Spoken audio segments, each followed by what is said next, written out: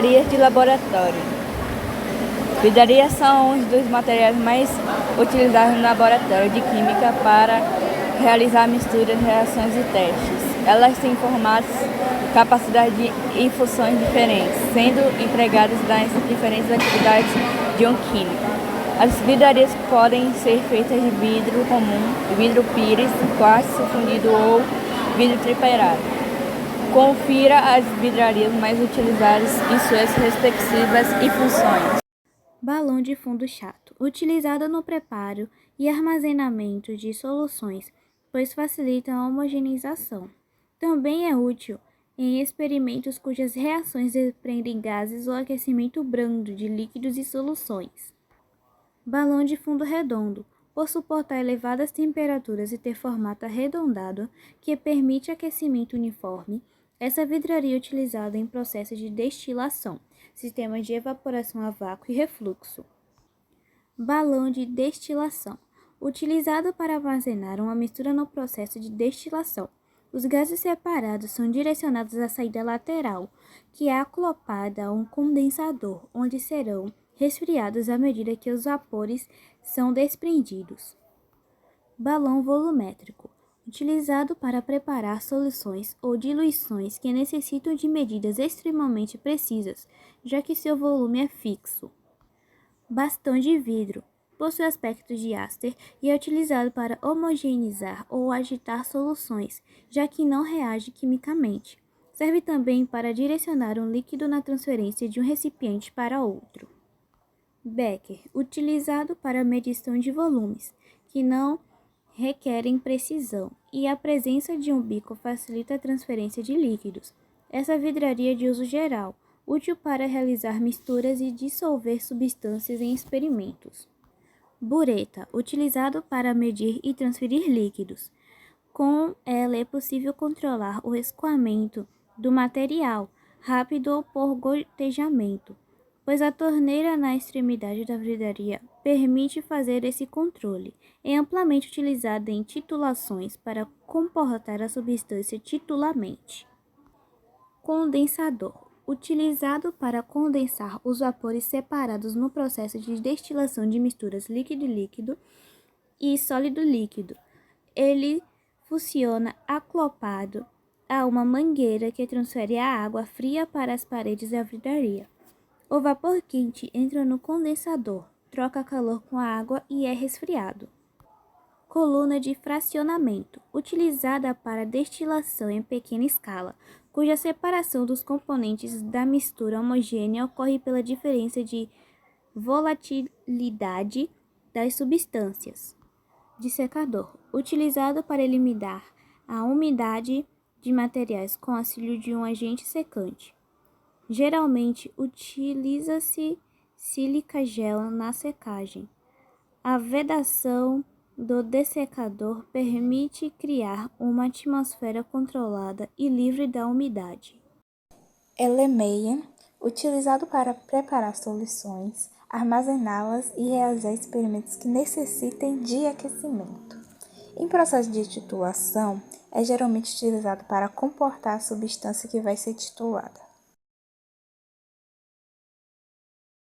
Funil de bromo ou funil de separação. Utilizado para separar misturas heterogêneas de líquidos emissíveis através da decatação, ao deixar a mistura em repouso, os líquidos que possuem densidades diferentes são separados pelo escoamento do líquido mais denso, ao abrir a torneira da extremidade da vidraria. Funil de vidro. Utilizado no processo de filtração de mistura sólido-líquido com papel de filtro em seu interior, dessa forma, os sólidos que não estão dissolvidos no líquido são retidos no meio filtrante. Também é útil para transferir materiais de um recipiente para o outro, evitando perdas. Kitasato. Utilizado para realizar filtração a vácuo, a separação da mistura ocorre em um funil de Buchini, que é inserido na parte superior da vidraria. O duto na lateral do Kitasato é acoplado a uma mangueira que succiona o ar, gerando vácuo e acelera a separação. Placa de Petri. Utilizado como recipiente para cultivar e observar o comportamento de micro-organismos, como bactéria, em laboratórios bioquímicos ou biológicos. Também é útil na secagem de materiais, como cristais e sólidos filtrados.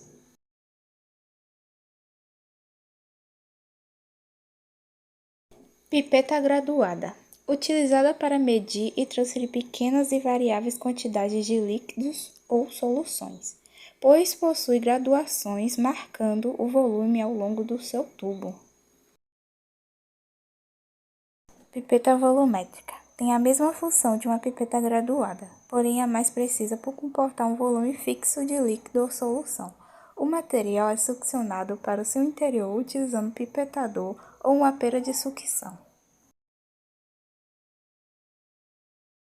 Proveta, utilizada para medição e transferência de volumes de líquidos ou soluções com menor precisão que as pipetas.